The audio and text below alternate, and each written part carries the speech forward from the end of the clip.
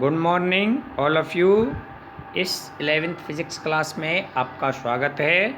प्यारे बच्चों, मुझको आशा है आप सभी ठीक होंगे और कोरोना बचाव के कारण घर पर ही होंगे। घर पर रहकर स्वस्थ रहें, मस्त रहें। चलिए, आज जो आपको पढ़ाने वाले हैं, अब आपका टॉपिक चल रहा था स्केलर एंड वेक्टर। और मैंने आपको कल सदिशों का योगफल यानी सदिशों को कैसे जोड़ा जाता है इसके बारे में अध्ययन करा दिया था। आज मैं जो आपको अध्ययन कराऊंगा वेक्टरों का घटाना और वेक्टरों का गुणन कैसे करते हैं। प्यारे बच्चों, जो वेक्टरों का घटाना है, घटाने का बच्चों कोई भी विशेष नियम नहीं होता। केवल जिस वेक्टर को घटाना होता है उसी वेक्टर में, जैसे त्रिभुज विधि में वेक्टर के हेड से टेल जोड़ते हैं। जैसे ये कोई दो वेक्टर हैं तो हेड से टेल जोड़ देते हैं जोड़ने में। लेकिन वेक्टर में क्या करते हैं, घटाने में जिस वेक्टर को घटाना होता है उसकी दिशा विपरीत करके त्रिभुज विधि से ही जोड़ देते हैं। उसकी दिशा विपरीत करके त्रिभुज विधि से ही जोड़ देते हैं। यही वेक्टर का घटाने का नियम है। अरे बच्चों, ये देखिए मैंने चित्र में आपको दिखाया है, ए वेक्टर है और ये बी वेक्टर है।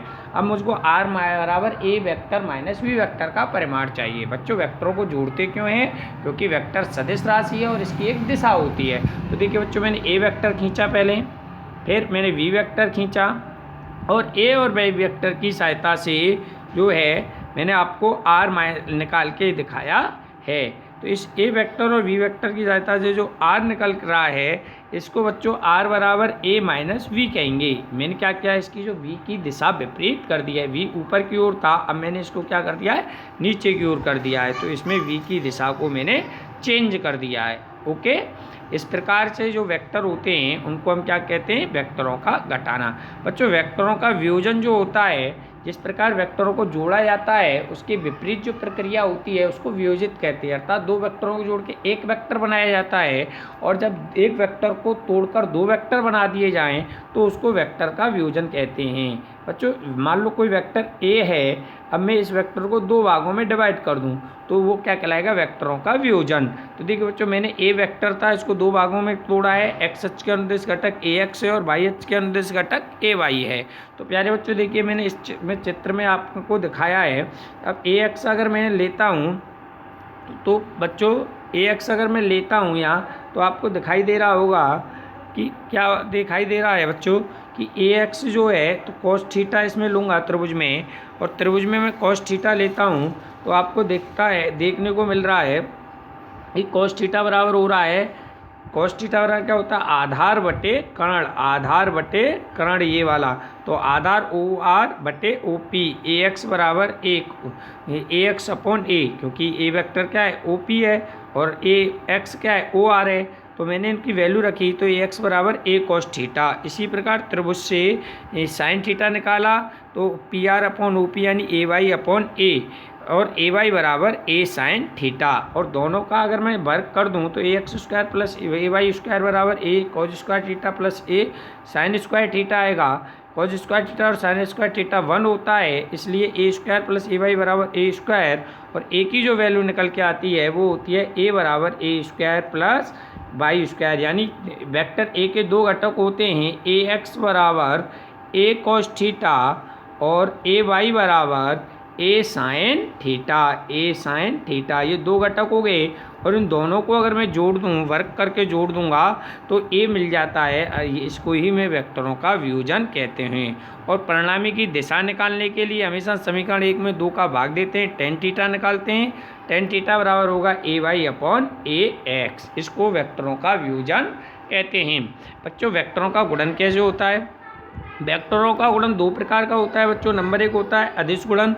जब दो वेक्टरों का गुणा करने पर एक अदिश राशि प्राप्त होती है तो उसे वेक्टरों का अदिश गुणन कहते हैं। अदिश गुणन यानी डॉट प्रोडक्ट, अदिश गुणन को डॉट से प्रदर्शित करते हैं। बच्चों, वेक्टरों का गुणन दो प्रकार का होता है, सदिश गुणन और अदिश गुणन। अदिश गुणन को डॉट से और सदिश गुणन को क्रॉस से। अगली वीडियो में हम सदिश गुणन पढ़ेंगे, इसमें अदिश गुणन पढ़ रहे हैं। इसलिए जब दो वेक्टरों का, वेक्टर यानी सदिश, जब दो वेक्टरों का गुणा करने पर एक अदिश राशि प्राप्त होती है तो उसे वेक्टरों का अदिश गुणन कहते हैं।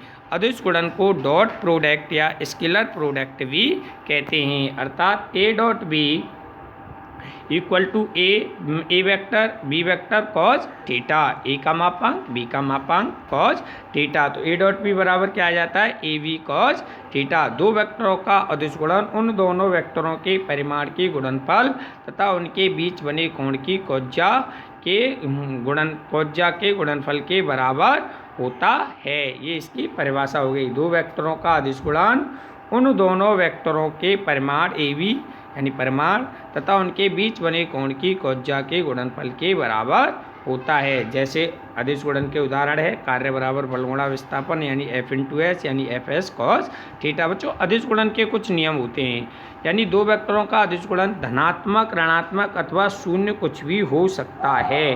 देखिए बच्चों मैंने इसको एग्जाम्पल से समझाया है। यदि थीटा बराबर 0 होगा तो कॉस 0 की वैल्यू 1 होती है, इसलिए धनात्मक होगा।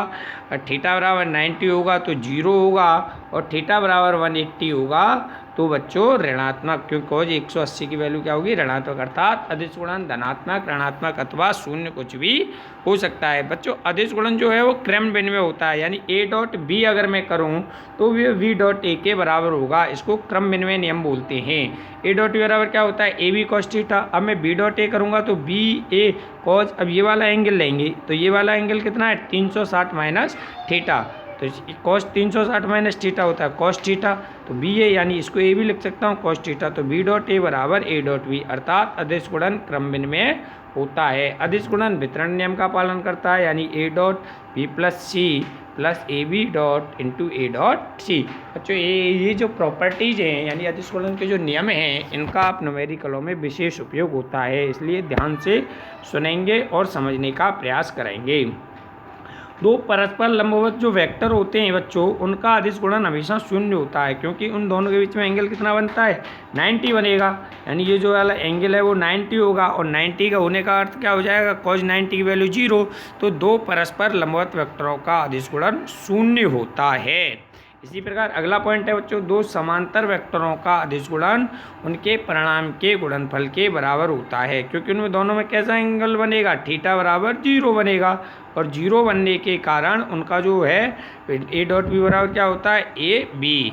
किसी वेक्टर का स्वयं से अदिश गुणनफल उसके वर्ग के बराबर होता है, क्योंकि उन दोनों के बीच में एंगल 0 बनता है। Okay, clear it. आगे चलते हैं।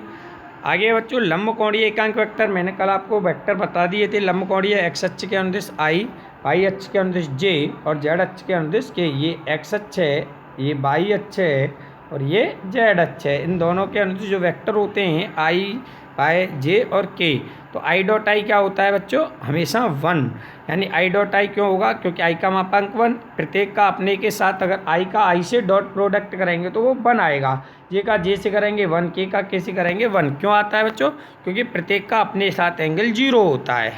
क्लियर। लेकिन अगर दूसरे के साथ करेंगे तो वो हमेशा शून्य होगा, क्योंकि प्रत्येक दूसरे के साथ इनका एंगल 90 होता है और कॉस 90 की वैल्यू 0 होती है। इसलिए I dot I, J dot J, के डॉट के डॉट जे, आई डॉट के, ये अगर कुछ भी करेंगे ये सब क्या होंगे, 0 होंगे। सिर्फ अपने का अपने के साथ 1 होगा। ये हमें ध्यान रखना है बच्चों लंबकोणीय एकांक वेक्टरों के बारे में।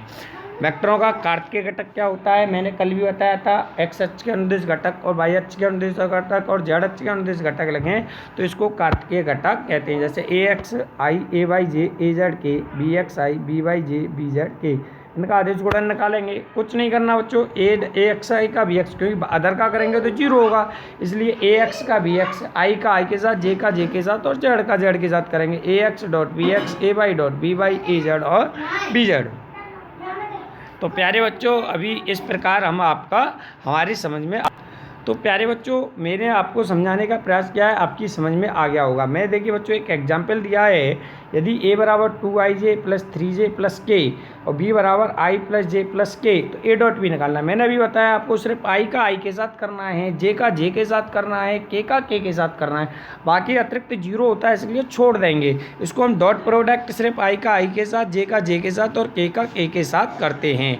देखिए बच्चों i का जब i के साथ करेंगे तो इधर 1 है, i का गुणांक इधर 2 है, तो 2 इंटू 1 2, 3 इंटू 1 3, -1 इंटू 1 -1, तो 2 प्लस 3 -1 यानी 4। ऐसी एक और एग्जाम्पल लेते हैं, 4 इसमें एग्जाम्पल नंबर 2 में दिया है 4j माइनस के i 2j plus 2k।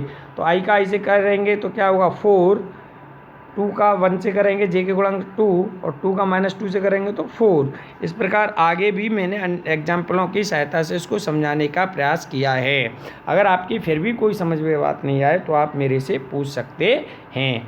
Thank you all of you.